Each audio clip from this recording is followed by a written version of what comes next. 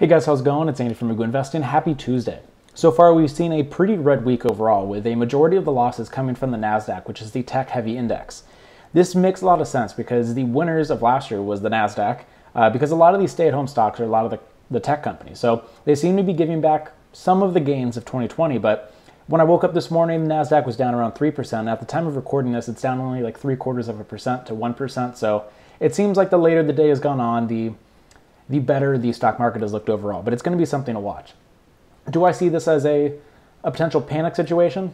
No, not even close. But I did sell a couple of positions this morning, and the reason behind that is I had a position that in my February portfolio video I talked about. I was considering selling it because I didn't see that much more upward potential. So I sold that position, and then I closed out an options position, meaning that I'm currently sitting in 35% cash, which is, I think, the highest percent of cash I've been sitting in for a long time. So while the market is down, I always see this as being a great buying opportunity, because I think buying on the dip, buying when people are fearful, is a great thing. And that's a great segue into today's topic, which is talking about Warren Buffett and specifically Berkshire Hathaway, because Warren Buffett is the most famous investor on the face of the earth. And there have been some discussions recently about whether or not Cathie Wood is going to be taking his spot when he eventually retires. But in yesterday's video, I did get a comment asking me to talk about some of the recent transactions that Berkshire Hathaway has been making, similar to what I did with my ARK ETF video. And it was interesting because I got that comment as I was planning this video. It was like we were thinking the same things. And if you've been seeing how the ARK ETFs have been doing this week,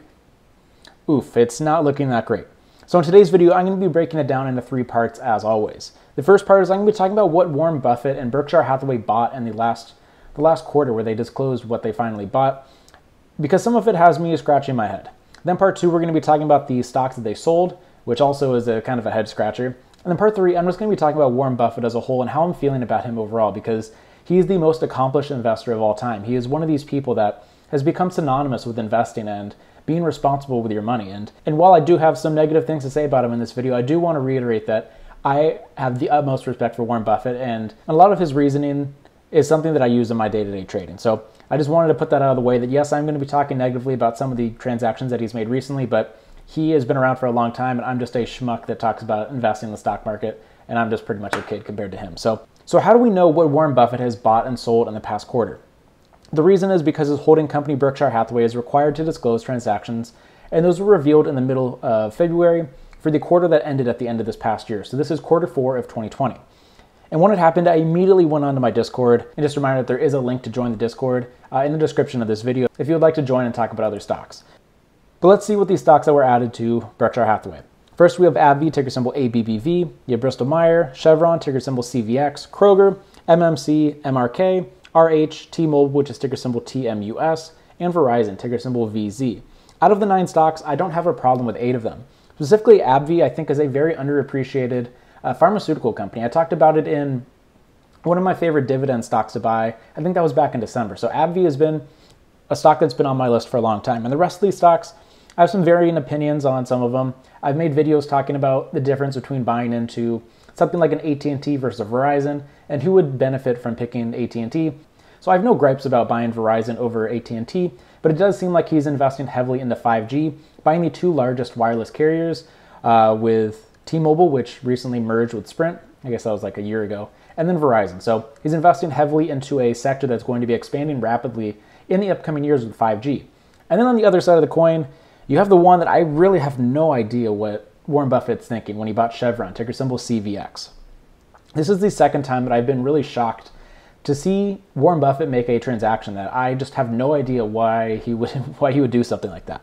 The first is when he sold all of his airline stocks after the crash happened, and then he said that he thought it was unwise to be investing into any airline stock at this point because he didn't see the businesses recovering anytime soon.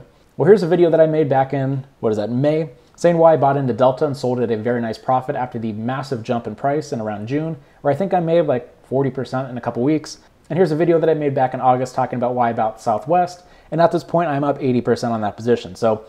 And here's how the airlines have done since 2020. You can see that they had the massive crash, but a lot of them have recovered significantly, and the 2 ones that have done the best are the ones that I've picked for my winners of this past year, with Delta, ticker symbol DAL, and Southwest, ticker symbol LUV. So I will give myself a little bit of a pat on the back for identifying the 2 best airline stocks and being able to capitalize on it in 2020 when other people were being fearful.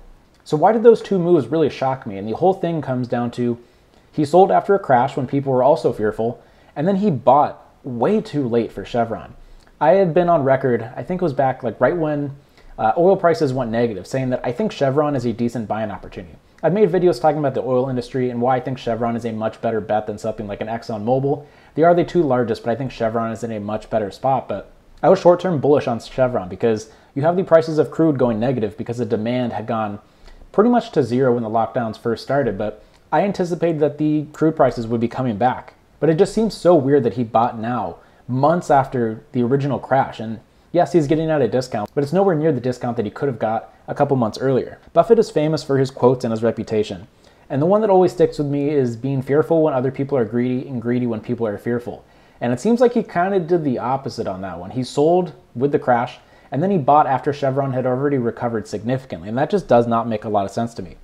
And then this past summer, the only thing that he bought at one point was gold. It's not specifically gold, but it's Barrick gold, but it's just very confusing what he's been doing in the past year, and obviously his reputation makes it so we can't really criticize him that much, but it's really interesting to see this kind of change of heart that he's been doing recently, and it's going to be interesting to watch to see if these things pan out, because this is not the first time that Warren Buffett has bought into oil stocks and not done well. There's back in 2013, he bought into Chevron, did not go well. And then in 2009, he bought into an oil company, ticker symbol COP, right around the top, and then crude prices crashed, and he sold for $1 billion loss. It was more than $1 billion, it was like $3 billion loss. So it's not the first time that he's bought into an oil stock that I don't think it's gonna go that well either. But I have been very outspoken on this channel talking about why I will never consider buying an oil stock and why I'll never buy Chevron. I have said that I do think that Chevron is much better than Exxon Mobil, but in general, 10 years from now, I don't think that oil stocks are going to be in a great spot. Maybe I'm overly optimistic based off of my background in science and education, but I think renewable energy stocks are on the up, and I think that oil stocks are on the way out. And Buffett said that he wouldn't consider buying a stock if he wasn't comfortable holding it for 10 years. And in my mind, 10 years from now, oil stocks are going to be in a much worse place than they are right now, and I think renewables are a much better addition to a portfolio than buying into an oil stock in 2021. So those are just my 2 cents on the stocks that he bought. Let's talk about the stocks that he sold, because those are also kind of some head scratchers. First, he sold out completely of Barrick Gold, ticker symbol GOLD, which is what he bought this past summer. He didn't buy specifically into gold. He bought into a Canadian mining company with the ticker symbol gold. Looking at that trade, things did not look like it went very well for him overall, but he has sold out of that completely. So he sold out of gold, JP Morgan, ticker symbol JPM, M&T, PNC, and Pfizer. And he also reduced positions on Apple, General Motors, Suncor, US Bank, Wells Fargo, and Liberty Latin America. When I saw this, I kind of did a double take on Apple, because this is 2 quarters in a row where he has reduced his position on Apple, and it just does not make a lot of sense to me. He always talks about buying and holding stocks forever, and I don't know if there's a better example of a company that you would want to buy and hold forever than something like an Apple. It had returns of like 80% in 2020, and I don't really see the desire to sell out of a company like that. They have done much better than anticipated with their last earnings report when it came to the iPhone sales, and I just don't see a bear case for Apple in the slightest. And so obviously he decided to not sell all of it. He sold a small position. I think it was like 9% of his overall stake, which is relatively large, but I just don't understand that move. And then he's been selling out of a lot of bank stocks, specifically JP Morgan, which has been my favorite bank stock to buy for the past like 9 months at this point. If I was going to be putting a list of like my top 25 stocks overall that I think have incredible potential, I think Apple and JP Morgan would be on that list. So it's very confusing for me to see him selling out of that. And then he's deciding to hold on to something like a WellsFargo, which I think is a horribly run company. I think it's in a very tough spot. There's the fact that they failed the stress test by the Federal Reserve and were forced to cut their dividend. So they're not in a great spot financially. And I think that JP Morgan with their investment bank is such a better investment than Wells Fargo, but obviously he probably has some good reasoning to sell that. But it's just interesting to see the companies that he's decided to sell. Back in September, he sold out completely of Costco, which is a stock that I think is probably the best retailer out there besides Walmart. And it's just interesting to see what he's deciding to do. And then the Pfizer position makes a lot of sense, seeing that he sold. When I put up the chart, he sold sometime between September and December. And based off of the vaccine news, it seems like he sold it at a pretty solid gain. And so I don't blame him for selling that, and it seems like a very solid play overall. But from this video, it seems like I dislike Warren Buffett, because I just talked poorly about pretty much every trade that he made in the past 3 months. But I think it's very interesting to criticize and kind of discuss the mindset of the most famous investor in the world, because he's been very outspoken about how he invests, and it's very interesting to see him kind of go against his playbook. Obviously, There'll probably be people in the comment section of this video saying that Warren Buffett isn't as hands-on as he once was, but it's just interesting to see what he's done. He's the most accomplished investor and the most famous investor, returning 20.5% on an annualized return basis over the past 54 years. And that's an incredible level of return, and my goal is to make 20%. Obviously, it's easier said than done, but he's done it consistently for the past 54 years, which is incredibly impressive. But overall, I think seeing him buy into a company like Chevron just does not make a lot of sense to me.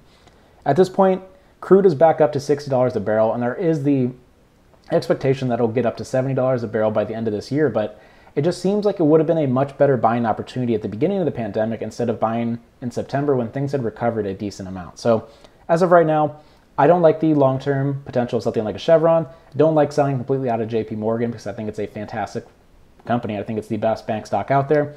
But overall, it's going to be very interesting to see how this plays out for him in the long term, because he did buy some stocks that I really like, stuff like Abbvie, T-Mobile, Verizon, which are going to be fantastic plays going forward, but just that Chevron play just really does not make sense to me. So I'm very curious to see what you guys have to say about the Chevron play. Do you think it's a good long-term investment, or are you on kind of like the same mindset that I am, where you think the oil prices, and specifically the need for fossil fuels, are going to be declining over the next decade? So let me know what you thought about the transactions that Berkshire Hathaway and Warren Buffett have made in the past quarter. Thanks for watching this video, and I will see you in the next episode.